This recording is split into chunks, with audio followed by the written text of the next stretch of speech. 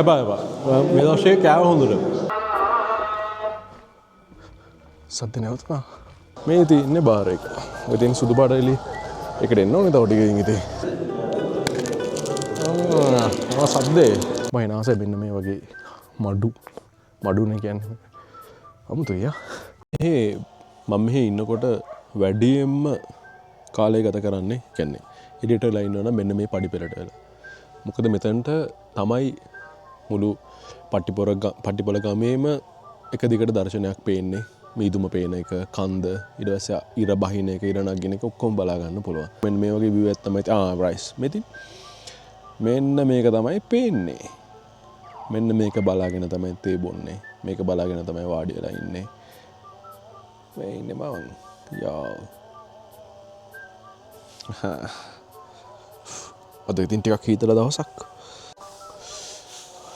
දැන් මීදුමත් ඇවිල්ලා හීතලත් තියෙන වෙලාවේ මට හිතුණා මේ පට්ටිපොළ කඩමණ්ඩියට ගිහිල්ලා આવොත් හොඳයි කියලා. හැබැයි ඉතින් කොකටත් සපත් දෙක දාන් යන එක ඇඟට හුරුයි වගේ. අපි එහෙම කරමු නේද?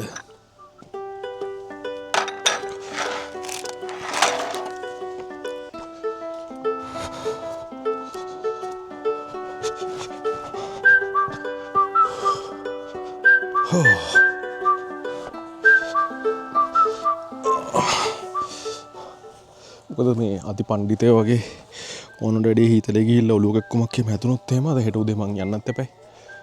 ගෙදර මං හිතන් හෙට ටිකක් උදෙන් යන්න. ඒ හින්දා අනවශ්‍ය පණ්ඩිතකම් කරන්න හොඳ නැහැ. කඩමණ්ඩියට යන්න නම් මේ සල්ලි ගෙක් කරේ අරන් යන්න ඕනේ. ඉතින් උතන ගියොත් මොන හරි කැවෙයි සහ බාරක පැත්තෙත් යන්න ඕනේ. ඒක මට මොකද්ද කරගන්න එක වැදගත් ඉතින්.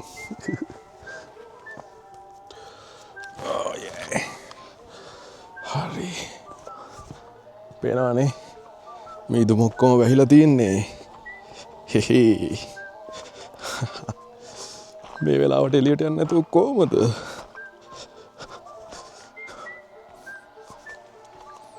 ෂා. වව්.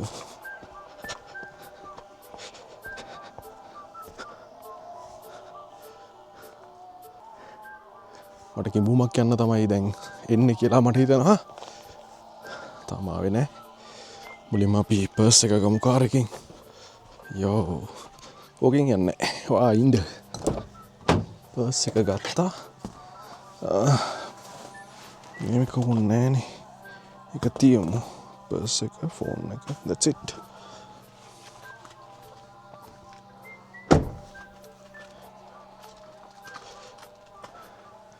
මේ තාම ඉර එළිය ඉවර වුණාට තව පොඩ්ඩක් ඉතුරු වෙනවා අහසේ. මොකක්ද වන්දා.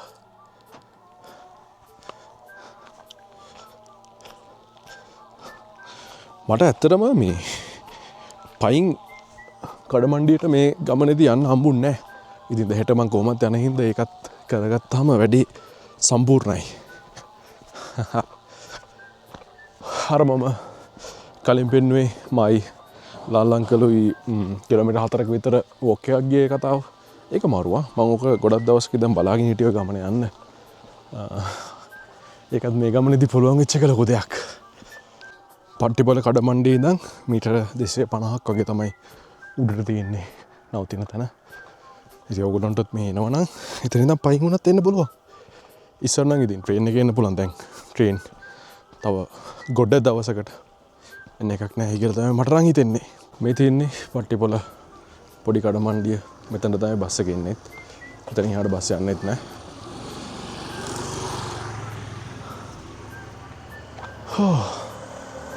පොඩි කඩ තියෙනවා. පාමසෙකුත් තිබ්බ මෙතන.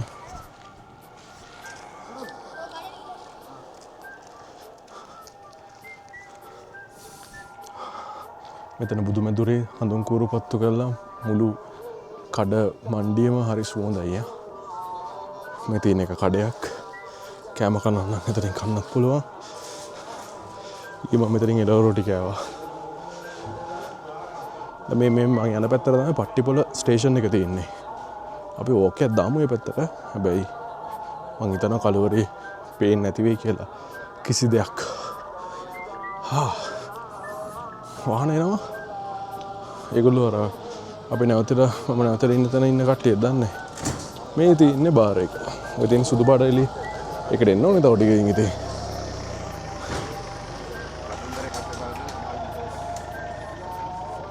මෙතන පන්සල තියෙන. මේ පන්සලේ තමයි මේ වෙලාවේ පිරිත් දාලා තියෙන්නේ. ඒකත් ඉතින් දැන් වෙනතර මං ආස නැහැ. හයියෙන් සද්ද බද්ද දානවට ඉතින් මම දැන් මේ වෙලාවේ මට ඒක බාධාවක් විදිහට දැනෙන්නේ නැහැ. ඒක නිකන් මේ පරිසරයට මුසු වෙන අමුතුම සද්දයක් වගේ තමයි දැනෙන්නේ. මේක ඉතින් කලුවරේ පේන්නේ නැහැ නේ. චුට්ටක් පේනවා. බෝ.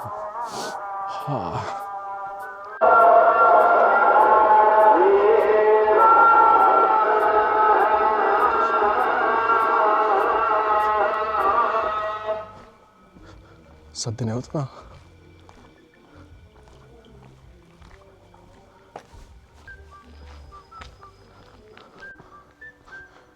මේ අද ස්ටේෂන් එක මම හිතන්නේ රෑ කෝච්චි යන්නේ. ස්ටේෂන් එක නිදියනවා කලින්ම. වෙනදාට මම මේ වෙලාවට එනකොට මේක ලයිට් දාලා එහෙම තියෙන්නේ. දැන් ඔයගොල්ලෝ දන්නවනේ ඉතින් දැන් උඩරට කෝච්චි පාර ටික දවසකට නවත්තලානේ තියෙන්නේ. නැත්තම් මීටරඩි මේක ලයිට් තියෙනවා. මෙතන බෝඩ් එක තියෙන එක ඔයගොල්ලන්ට පේන්නේත් නැහැ. හරිම පාළුයි වගේ අද. කවුරුරි වැඩ හත්තන මැද මාත් යනවා ආයෙ ආපස්සට තේරුම්න්නේ මම එනාසේ මෙන්න මේ වගේ මඩුනේ කියන්නේ අමුතුයි අන්න ජනේලෙන් කවුද ඉන්නෝ හවස් වෙනකොට ඉතින් හරි පාළු විදියට තමයි මෙහි තියෙන්නේ හැබැයි කඩමණ්ඩිය ටිකක් රැ වෙනකන් තියෙනවා පේනවනේ ඉතින් ලයිට් තියෙනවා මට ටිකක් ආසයි බාර් එක ඇතුළට යන්න මොකද එතන තියෙන වයිබ් එක හරි වෙනස් හරි මම එතන ටිකක් වැඩි කතා කරන්න ගන්න නැහැ හැබැයි ඒක මරු අමුතුම ස්ටෝරිස් තමයි එතන තියෙන්නේ අපි මෙතන ඇතුළට තමයි යන්න තියෙන්නේ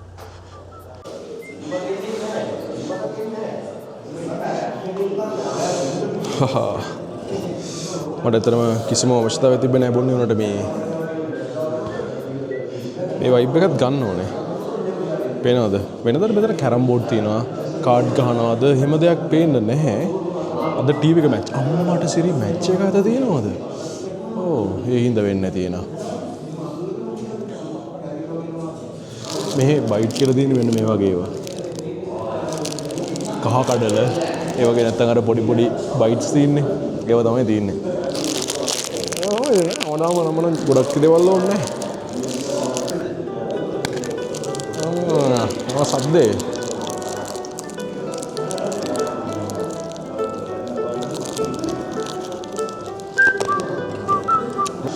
මෙතනට ගොඩක් වෙලාවට එන්නේ දැන් දවසේ වැඩ කරන මිනිස්සුනේ ඒගොල්ලන්ට මම දන්නේ රුපියල් 3500ක් විතර හම්බ වෙනවා. ඉතින් හැමදාම හවසට ඇවිල්ලා පොඩ්ඩක් ඇඟ රත් කරගෙන මාංශය නිවා ගන්න එක ඒගොල්ලන්ගේ ජීවිතේ එක කොටසක්.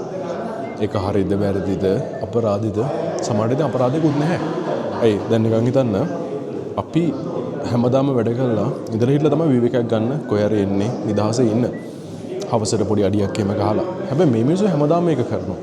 හරියට බැලුවොත් අපේ ජීවිත වගේම ඒගොල්ලන්ගේ ජීවිතත් ඒගොල්ලන්ගේ විදියට බැලන්ස් වෙනවා. මම දන්නේ ඒක හරියද වැරදිද කියලා මට හිතෙන දේ මම කිව්වේ. මම ඇත්තටම මේ ආරාධනා කරන ඔයගොල්ලෝ පට්ටිපොළ හොට් ප්ලේස් පැත්තට එනවනම් මෙතනට දෙවිලා පොඩ්ඩක් මේ වයිබ් එක විඳදරා ගන්න කියලා. මොකද ඒක හරි වෙනස්. අපි සාමාන්‍යයෙන් කොළඹ කළුතර අලුත්ගම තියනා වගේ නෙමෙයි මෙහි ජීවිත රටාව වෙනස්. පේනවද?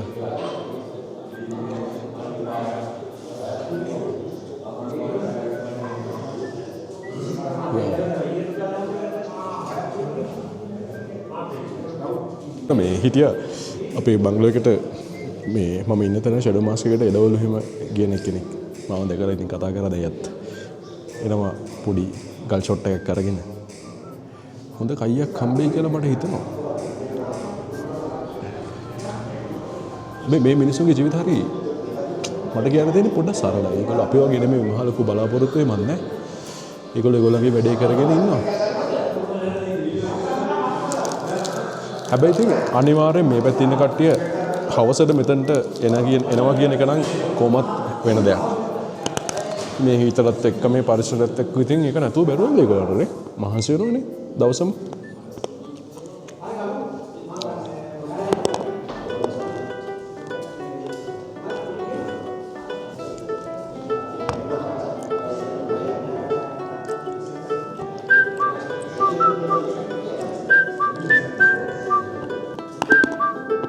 කොහොම සද්දෙම කන්න කරනවා බල්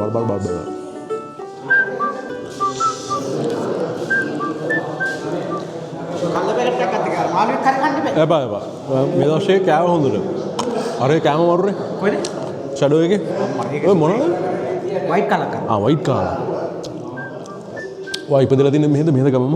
ගමමේ. ඔයාලා ලෝකාන්ත කියලාද? ඔව් මම යනවනේ. එතන පාලම තියෙන්නේ. හරි. පාලම තමයි ඉස්සලාම අපේ ගම. හරි අර මෙතන ඔය දැන් කැම්ප් කාලා තිබ්බේ පහුගිය දවස්වල මේක. ඒ හරියද? ඒක තමයි ධාතු සේනපුර. අපේ ඉස්සලාම උපන් ගමයි. ඊට පස්සේ ওই ගම වහලා ගාම දේශානේ මහත්තයා මේක දුන්නා අපිට. එතකොට ඉස්සර එහෙ ගෙවල් කීයක් විතර තිබ්බා? ඒ ගෙවල් 50කට 60කට. දැන් කවුරුත් නැහැ වහලා. දැන් නෑ වහලා. ගෙවල් ටික කඩලා බැඳලා දාලා. හලෝ අයින් කරා. මේ දැන් පවුල් 400? 288ක් ඉන්නේ. 288යි දෙන්නේ.